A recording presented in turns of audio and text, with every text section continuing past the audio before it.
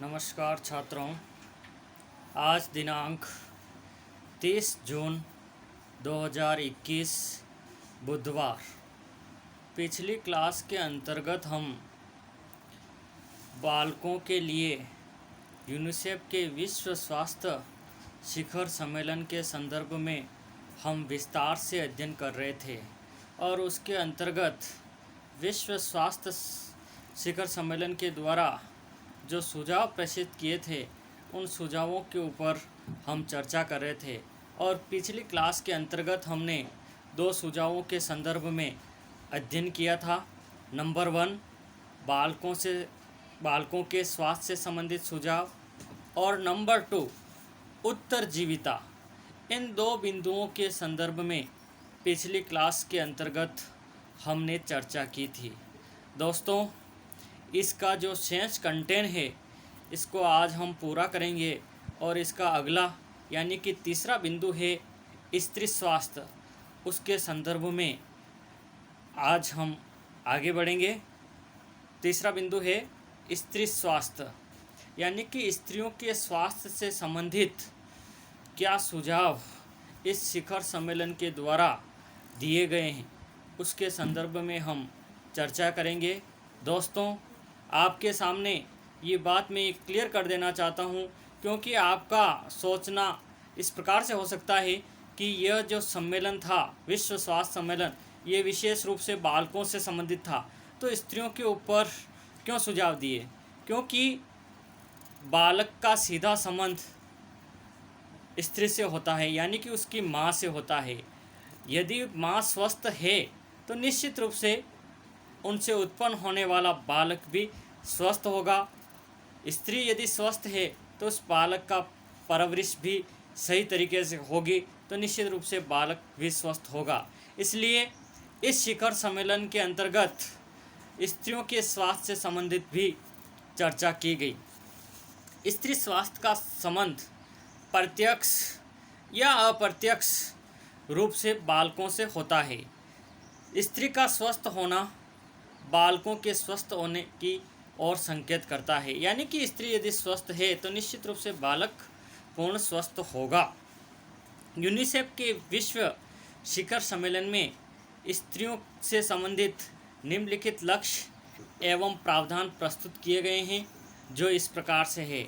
इसके अंतर्गत नंबर 1 है सभी गर्भवती स्त्रियों के लिए पौष्टिक आहार एवं उचित आयरन की खुराक आदि की व्यवस्था होना चाहिए जिसे गर्भ में पल रहे शिशु के लिए पूर्ण भोजन प्राप्त हो तथा उसका विकास उचित रूप से हो। यानी कि स्त्रियों को जो माँ उनके गर्भ के अंदर बालक पल रहा है, यदि उनको पौष्टिक भोजन मिलेगा, उचित स्वास्थ्य संबंधी सुविधाएं मिलेगी, आयरन से संबंधित खुराक मिलेगी तो निश्चित रूप से वो बालक भी पूर्ण रूप से स्वस्थ होगा। नंबर 2, गर्भवती स्त्रियों को 4 से 6 महीने तक अपने बालकों को स्तनपान कराना सुनिश्चित किया जाए जिससे बालक को पूर्ण भोजन जन्म के बाद प्राप्त हो सके तथा उसका विकास संतुलित रूप में हो सके। इसकी जानकारी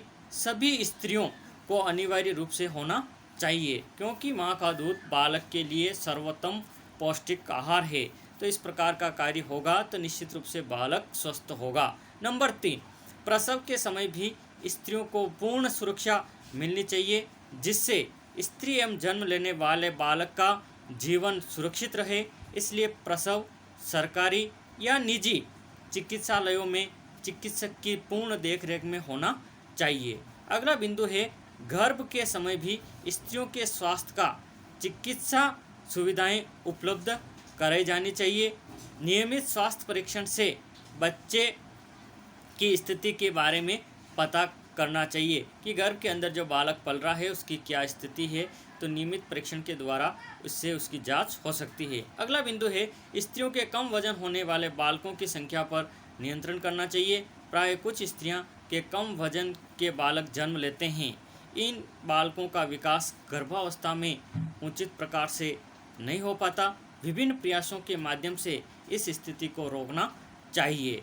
जिससे बालक स्वस्थ रूप में उत्पन्न हो, वह आगे भी स्वस्थ बना रहे। यदि स्वस्थ बालक का जन्म होगा तो निश्चित रूप से कई छोटी मोटी जो बीमारियां हैं वो उसके पास में नहीं आएगी। अगला बिंदु है, कुछ स्त्रियों की मातृत्व के समय मृत्यु हो जाती है। कई ऐसी माएँ होती है जो असामयिक मातृत्व के समय मौत हो जाती है। ये मृत्यु प्रसव के समय या गर्भावस्था के समय भी संभव होती है। इन दोनों प्रकार की मृत्यु दर पर नियंत्रण करने पर भी विचार करना चाहिए। तो दोस्तों, इस प्रकार से स्त्रियों के स्वास्थ्य से संबंधित भी महत्वपूर्ण सुझाव इस शिखर सम्मेलन के अंतर्गत प्रस्तुत किए गए। अगला बिंदु है पोषण। पोषण से संबंधित भी इस शिखर सम्मेलन के ऊपर चर्चा हुई थी। यूनिसेफ द्वारा बालकों के पोषण संबंधी विषय वस्तु पर प्रमुख रूप से 2 तथ्यों पर विचार किया गया कि बालक को यदि उचित पौष्टिक आहार मिलेगा तो निश्चित रूप से उसका शारीरिक एवं मानसिक विकास सही दिशा में होगा। इस संदर्भ में इस शिखर सम्मेलन ने अपने 2 महत्वपूर्ण विचार प्रस्तुत किए थे, जिसके अंतर्गत नंबर 1 पहला है, सर्वप्रथम बालकों में व्याप्त कुपोषण रोकने का लक्ष्य रखा गया, क्योंकि हमारा देश और हमारे देश के अंदर अधिकांश जनसंख्या जो है, आप और हम जानते हैं, वो गरीबी लो पॉवर्टी लाइन से नीचे अपना जीवन यापन करती है। तो ऐसे परिवारों के अंदर जो बालक होते हैं उनको पौष्टिक आहार नहीं मिलता, यानी कि वो बालक, वो संतानें कुपोषण की शिकार होती है। और आप जानते हैं कि सर्वोत्तम आहार न मिलने के कारण कई प्रकार की बीमारियां व्यक्ति को जकड़ लेती है। तो ऐसे कुपोषण को रोकने का लक्ष्य सर्वप्रथम हमें निर्धारित करना होगा। कुपोषण के कारणों को ज्ञात करके उनका उन्मूलन किया जाए, जिससे कोई भी बालक भविष्य में कुपोषण से ग्रसित न हो।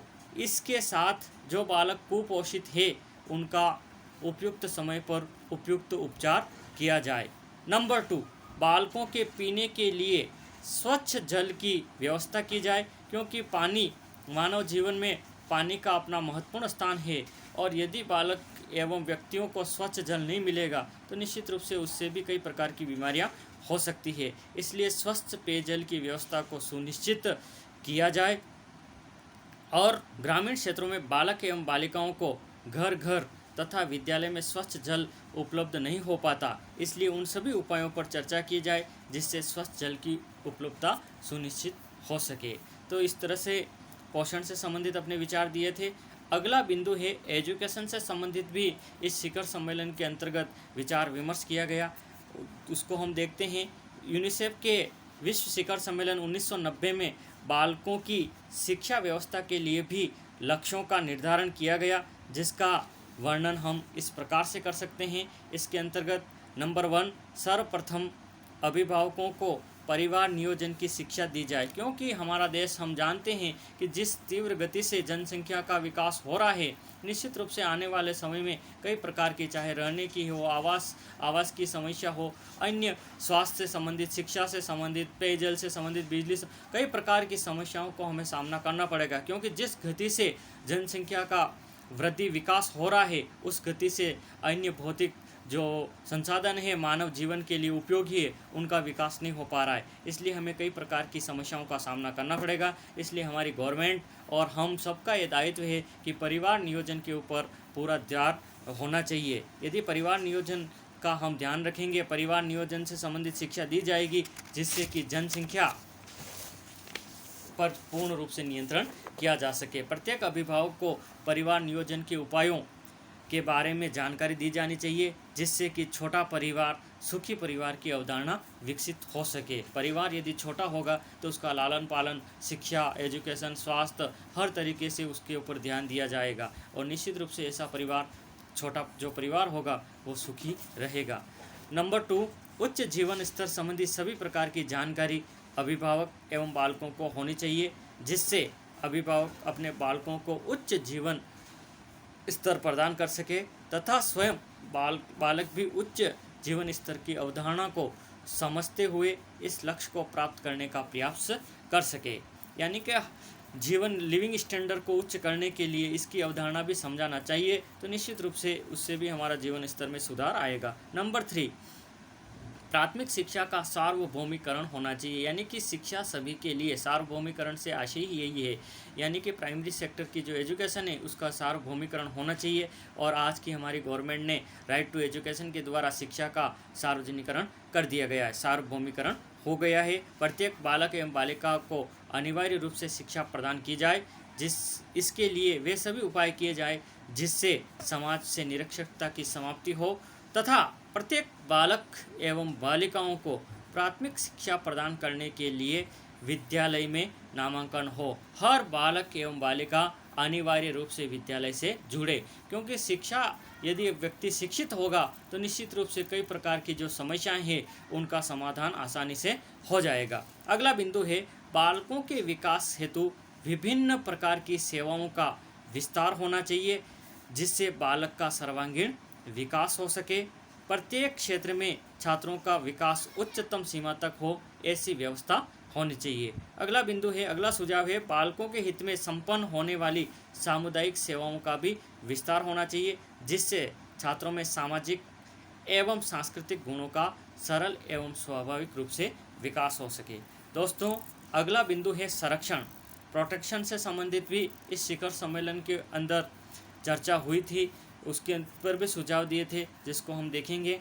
यूनिसेफ के विश्व शिखर सम्मेलन में ये निश्चित किया गया कि बालकों की सुरक्षा एवं संरक्षण उन सभी परिस्थितियों में किया जाना चाहिए जिसमें कि उनको हानि पहुंच सकती है, यानी कि पूर्ण रूप से बालकों को सुरक्षा एवं संरक्षण देना चाहिए, उस स्तर पर देना चाहिए जिस स्तर पर उनको हानि पहुंच सकती है। दूसरे शब्दों में बालकों के विकास एवं वृद्धि में जो भी परिस्थितियां हानिकारक है या बाधा उत्पन्न करती है उनको दूर करना चाहिए। जैसे बालकों से फैक्ट्री या कारखानों में कार्य कराया जाता है तो इसकी सूचना पुलिस को देकर उनका संरक्षण करना चाहिए, क्योंकि ये खतरनाक कार्य होते हैं। ऐसे कार्यों से बालकों को दूर रखना चाहिए। और कुछ बालक ऐसे कार्यों के अंदर लगे हुए हैं तो हमारा यह नैतिक दायित्व बनता है कि इसकी जानकारी प्रशासन एवं पुलिस को दी जाए, ताकि बालकों के इस प्रकार के शोषण से उनको मुक्ति मिल सके, उनको संरक्षण मिल सके। इस प्रकार की अनेक परिस्थितियों में बालकों की सुरक्षा सुनिश्चित करनी चाहिए, जिससे विश्व के सभी बालक सुरक्षित रहेंगे। और बालक सभी सुरक्षित हैं,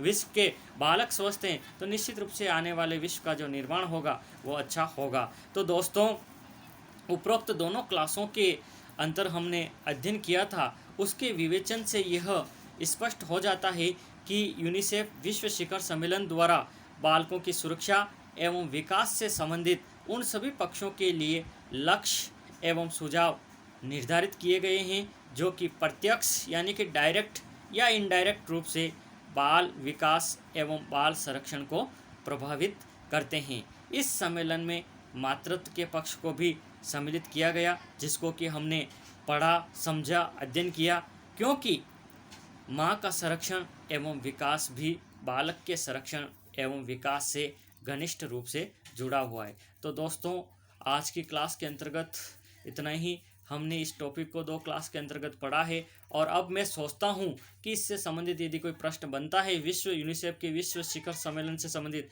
तो आसानी से आप इस प्रश्न को हल कर सकते हैं। धन्यवाद दोस्तों। आगे जब भी हम मिलेंगे नए कंटेंट के समक्ष, मैं आपके समक्ष प्रस्तुत होऊंगा। मैं सोचता हूँ आपको जो ऑनलाइन क्लासेस के माध्यम से शिक्षण सामग्री प्रस्तुत की जा रही है, आप पूर्ण गहनता एवं तल्लीनता के साथ घर पर बैठ कर के उनका अध्ययन करें और अपने ज्ञान के अभिवृद्धि में पूर्ण रूप से इसको सहायक बनावे और निरंतर अध्ययन के क्षेत्र में आगे बढ़ते जाए। धन्यवाद दोस्तों। जय हिंद, जय भारत।